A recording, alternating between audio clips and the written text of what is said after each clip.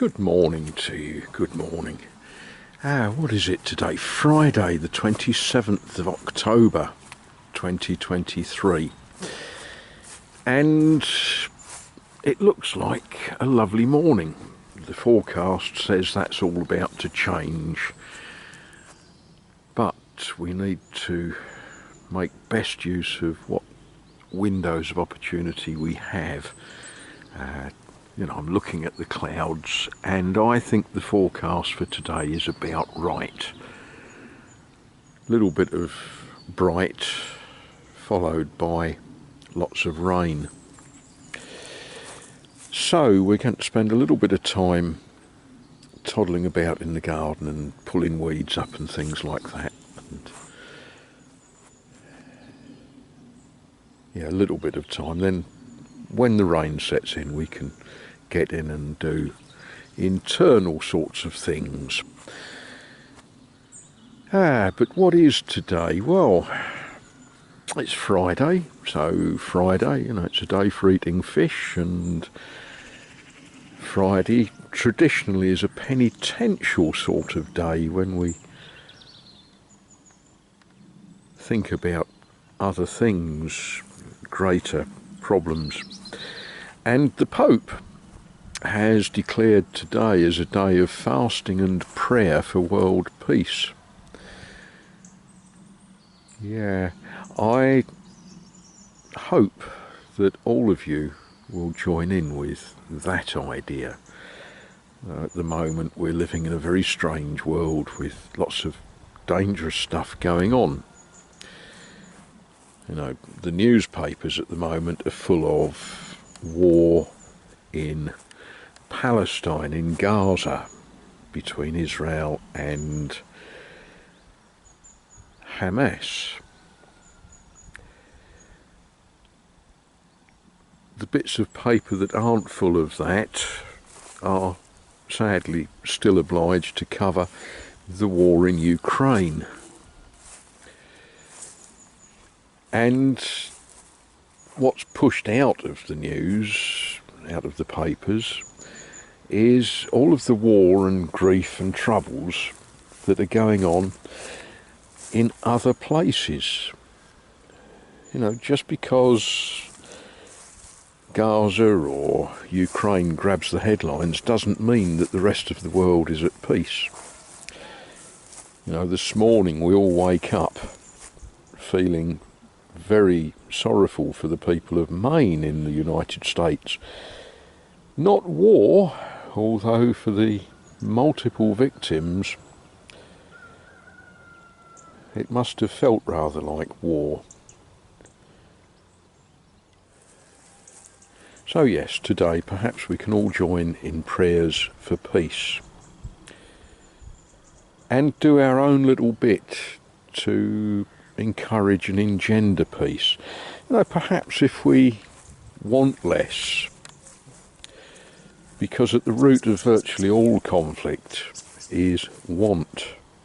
People want stuff that other people have got, be that oil or be that grain or land or water or whatever it may be. And if each of us make a conscious effort to want less, that might be one way that we can all contribute towards peace. Perhaps. Anyway, I'm going to get on with some weed pulling and filling the wheelbarrow with weeds until it starts to rain, and then we'll think about other things that might involve mixing plaster or tying knots in bits of rope or whatever. Look at that, a walnut tree.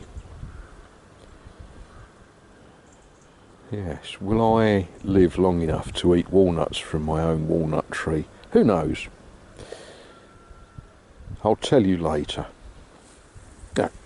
10 years later, but later.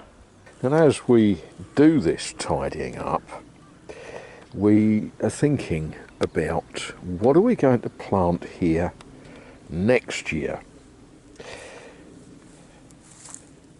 What do we need to do to this soil to improve the chances of a decent crop. Well, some things, of course, just stay where they are. I think you all recognise rosemary. Rosemary, if you're not careful, will take over the garden, and I find it absolutely astounding, that was the word I was looking for, that people buy this stuff. You know, they go in the shop and they buy a little packet of it. And you think, why? Why don't you just find a corner of your garden and plant one?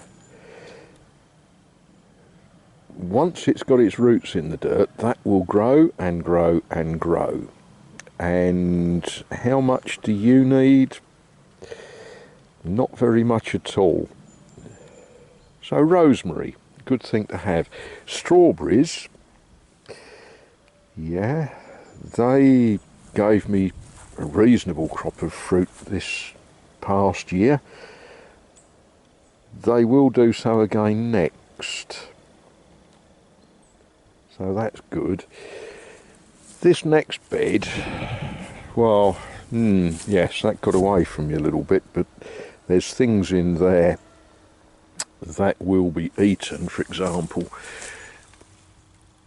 the Brussels plant there is producing Brussels, although I don't know.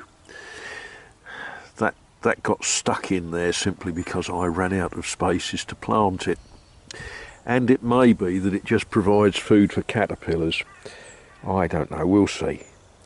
But we've got some rutabaga, we've got some baby leeks.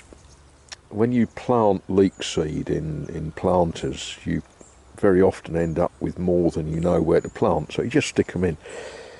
And yeah, but I think I need to make this bed look more like a bed. I don't know, carrots next year? What I got out of this bed this year was an awful lot of tomatoes, which was wonderful. But you tend to, once you've got your tomatoes growing, you tend not to weed round the bottoms of them because you don't want to disturb the roots. But if you wait for a decent drop of rain and the soil to get soggy, weeds come up easily.